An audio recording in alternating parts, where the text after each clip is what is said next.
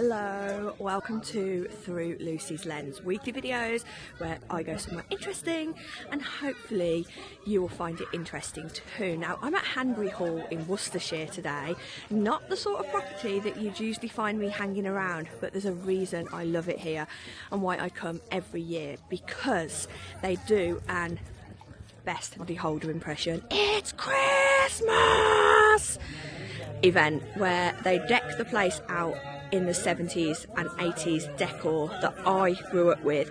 And even though this is not the sort of house I grew up in, there's a lot of stuff in here that is just nostalgia packed for me, and I think it's really special. I did a video about it last year, but I was less confident then. It's probably not going to be as detailed, so let's go and have a look. Let's step back in time to Christmas of the 70s and 80s at Hanbury Hall. Forget about the big posh house, I'm going to show you the stuff we remember. Let's go. Hanbury Hall is a country retreat built in the heart of Worcestershire in 1701. It was built almost as a stage set for lavish Georgian summer parties by the Vernon family. For most of the year, it offers visitors a glimpse into what life would have been like at the turn of the 18th century. But at Christmas, the hall is decorated to represent the apparently wild Christmas parties that took place here during the 1970s and 1980s. At that point in time, the house was owned by the National Trust, but it was rented out to a string of tenants before the house was finally restored and opened to the public in the 1990s. This video today isn't really about the history of Hanbury Hall, but more about the joy of Christmases I remember from my childhood in the 70s and 80s. Despite the grandeur of the house, which is poles apart from my reality as a child, there's always lots of things on display that really spark happy memories for me. And there's one room in particular that always takes me back to being about 4 years old. I find it really touching and wanted to share it with you at Christmas. Don't expect perfect timelines. The house is decorated in a chaotic fashion and each room jumps about in era with things representing any time from 1970 up until the late 1980s. But I think the feeling is right here. And to me, that's what Christmas has always been about, a feeling. And there's so much here that stirs up feelings for me. A time when I was safe and cosy without a care in the world.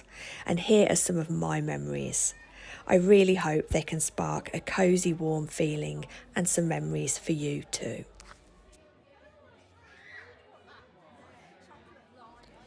If I close my eyes and think of Christmas when I was growing up, one image always comes right back into my mind. And of course, it was not in surroundings like this. It was about 1983, which makes me a really small child. I'm sat in the corner of my mum's green velour Chesterfield sofa in our little house. It's dark outside, and in the corner of my eye, I can see the Christmas tree glowing in its multicoloured glory. Pink, green, yellow, red, blue. The fairy lights reflect off the tinsel, which radiates a strange but comforting plasticky smell. In the other corner, there's probably something wholly inappropriate on the TV, but the glow from the TV creates a halo of light across my face. The house is warm and the gas fire is on full blast. I'm ruddy-faced and excited. I don't really understand why I'm so excited, but my home is calm, peaceful, and I feel safe, loved and happy. This is what Christmas is for me and always has been since that first memory. Even in the middle of summer, if I'm feeling low, I go instantly back to that memory of the Woolworths Christmas tree in the corner and feel safe. On Christmas Day itself, which is the 25th of December, we would run down the stairs really early to see what Father Christmas had bought. We'd be up half the night going in and out of our parents' bedrooms. Has he come yet? Has he come yet? And in the end, they'd relent and come downstairs bleary-eyed. But we had to wait until they had at least 3 teas or coffees before we could open our presents.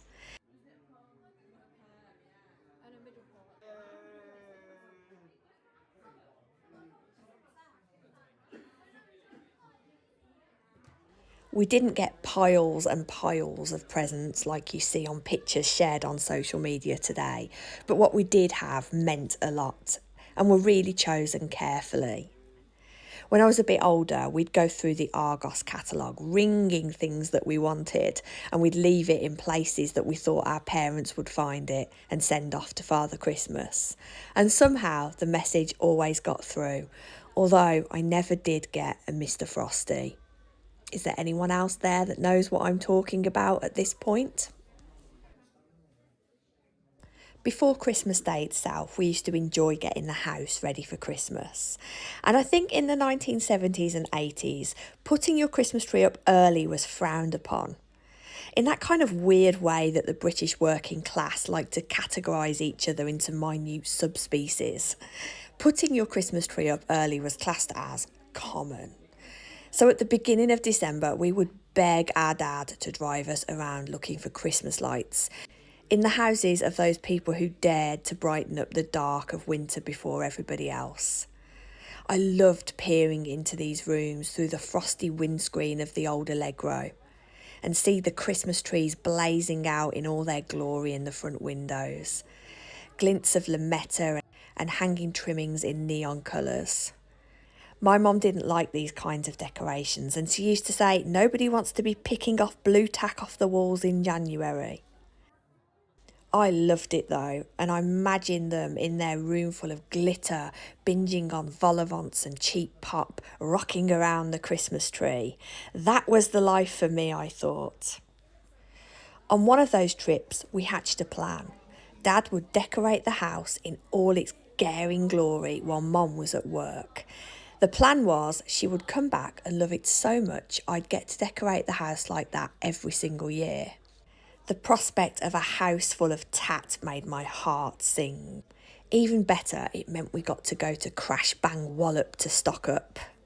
Crash Bang Wallop was a chain of discount stores in Birmingham. I don't really want to compare it to Poundland or Dollar Tree, as it was loads better, and everything was actually only 50p. We used to call it the 50p shop. That's where you needed to go if you wanted to stock up on the really tacky stuff. You could buy anything there, and it had a really distinct smell, a mix of paint stripper, Daz washing powder and spices.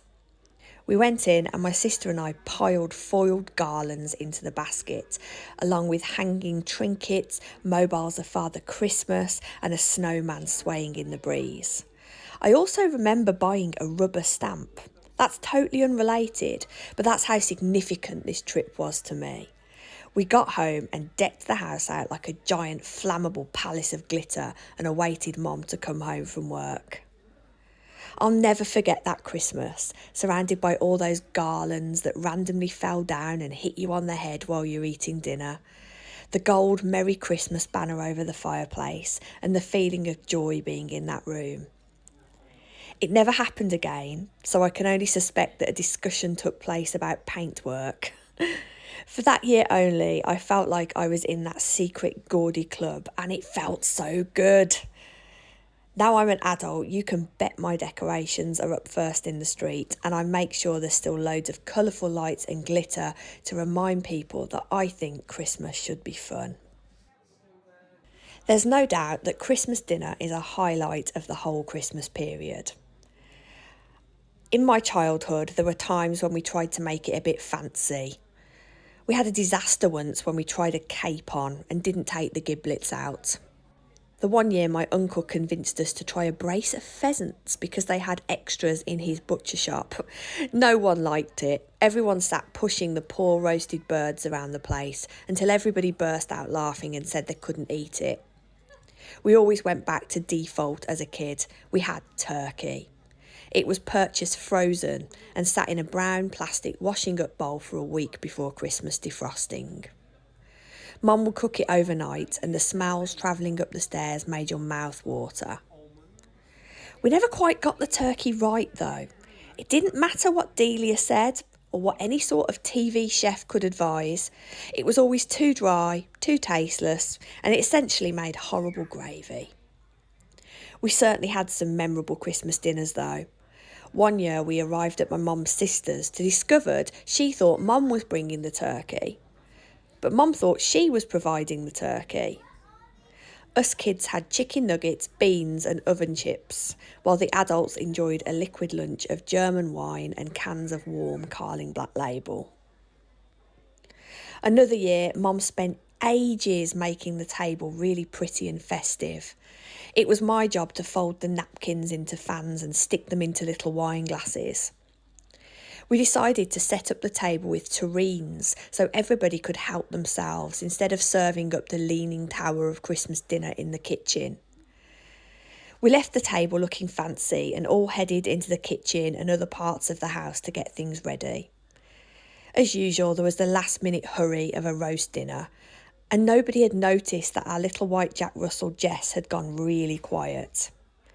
No one had noticed that she'd jumped up on the dining room table and helped herself to a bit of everything, including a whole ½ pound of butter. She'd then subsequently thrown it all back up, all over the dinner table. Needless to say, nobody really fancied their dinner that year, or what was left of it anyway. I have a secret to tell you. I like Boxing Day more than Christmas Day. For us, it was always a day where extended family came together, and I really looked forward to it. Christmas Day had a lovely charm, but essentially it was all a bit boring. As an adult, I appreciate that peace far more than I did then, and I dream of being able to sit on the sofa all day eating undisturbed. As a kid though, Boxing Day was my favourite, especially the Boxing Day buffet. To me, a buffet is the king of all meals. Every day would be a buffet in my world. I just love it because there's a world of edible opportunity spread out there before you. And my dad's sister Jill did the best buffet ever. Hearing we were going to Auntie Jill's on Boxing Day was music to my ears. After a few hours at her house with my cousins, spent speeding down the stairs in sleeping bags. That seemed to be our activity when we were at Auntie Jill's. You'd hear the sound of the electric knife in the kitchen and know that the feast was soon to begin. What a feast it was. Cold cuts, slabs of freshly white cut bread, salads, cold roast potatoes, coleslaw, vol au vents, pork pies and bowls of crisps and snacks. Loads of lovely sandwiches were piled up, corned beef, tinned ham, tinned salmon. Of course, a buffet is not a buffet without something on sticks. It was usually cold sausages or cheese and onion. In Birmingham, no special occasion buffet is complete without a wet salad. It's simply sliced onion and cucumber doused in malt vinegar. If you've never tried it, I suggest you do because it's absolutely perfect with cold cuts. Still on the subject of Christmas food, every year we used to get a hamper. My parents would save up for it every year, and about a week before Christmas, it would turn up in a great big cardboard box. We couldn't wait to dive in and see what had been sent this year. It was usually an array of tins and packages with all sorts of exotic foods such as tinned peas and fruit salad to get you through the festive period. I most fondly remember the tube of Stackers. This was a type of crisp that preceded Pringles, and I thought they were really posh. I also loved the box of shortbread with the Scottish bagpipe player on the front. The box also contained a lot of shredded paper, and I remember the complaints about finding strands blocking up the hoover months later. It also used to contain some really strange things, and I could never really decipher what was festive about them. Tinned ham, tinned hot dog sausages, lots of things in tins, including a tinned Dundee cake. I remember the pattern of the tin on the bottom of the cake, covered in soft, slightly stale nuts. There was also a box of chocolates in there usually, infused by some sort of liquor and deemed unsuitable for children. We still used to eat one and pretend to be rolling drunk on one dark chocolate truffle infused with brandy. When I was a kid, chocolates at Christmas were a real luxury. Nothing was more luxurious than the glass jar of Cadbury's Roses my parents would produce with a smile as we settled in to watch Only Fools and Horses on Christmas Day. They talk about the smell of coffee when you pop a new jar, but for me, nothing beats the fresh chocolate smell that jumped out of that jar of heaven at Christmas. Now, when I see piles and piles of roses and celebrations on buy one, get one free deals in the supermarket, I remember how precious that one jar of chocolates really was. There was just one jar in the house, and you savoured it along with all the bright, colourful wrappers at Christmas only. At this point, there's something about me you need to know. I'm really greedy, and I've always been greedy. There is no off switch for food in my brain. One year, the roses jar appeared, and as usual, my eyes lit up. Deep down, I knew I was too full of Christmas food, but in I went, the jar being passed around as we all watched Morecambe and Wise. There I was, anxiously hoping nobody had eaten the last caramel keg. As the jar was passed to me again, I had a sudden urge to throw up. I didn't know if it was because I was too full, too greedy, or maybe I had a bug. Kids, eh? But I threw up right there and then into that jar of roses. Right in front of everyone, I ruined the jar of Christmas chocolates, right on Christmas Day. Nobody was angry or upset. It was Christmas after all. But I could see the pain in everybody's eyes as my mum calmly screwed the lid back on and took it out to the bin. Next year, I think we had a change and had quality streets. I think everybody needed to heal.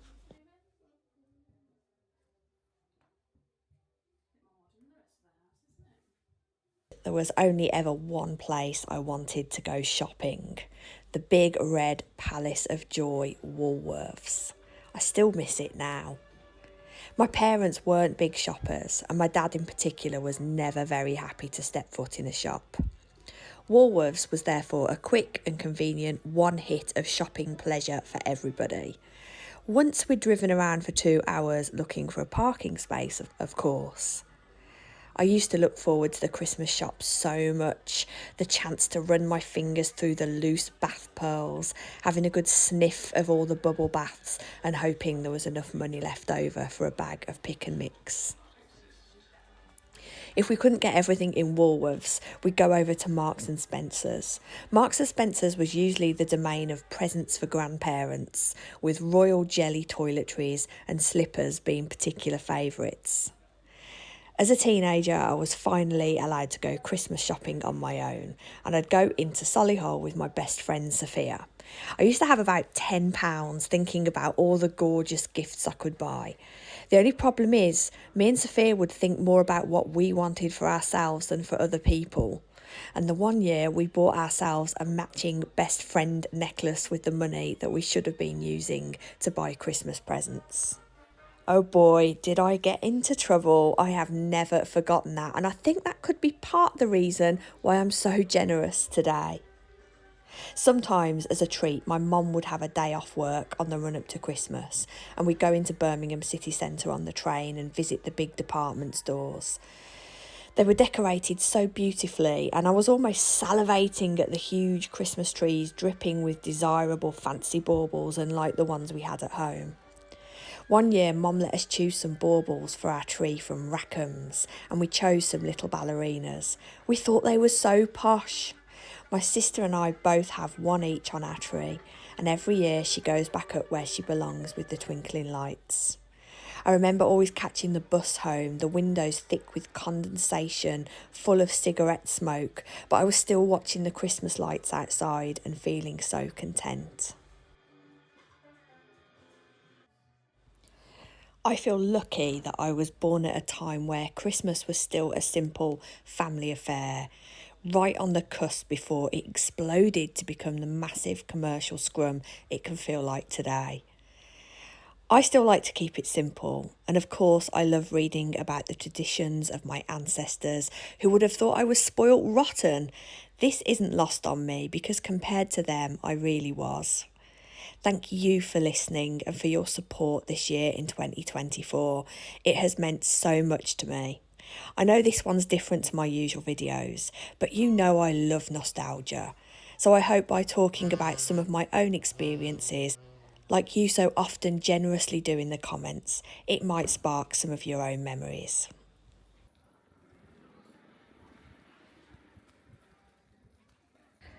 So, what did you think of that? I know it's not necessarily curated in order. You can't be like, oh, this is a 70s room, this is an 80s room, but there's just so much stuff to look at. And as someone who was born in that period, I just love Christmas. That's what it's all about. It's about coming, having fun, seeing things that you probably haven't seen for ages, and I just wanted to share them with you. So I hope you enjoyed it, this little bonus video on the run up to Christmas. As always, thank you so much for your support. Thank you for coming with me. Couldn't do this without you. It's the truth. And until next week, I wish you a very happy Christmas. See you later.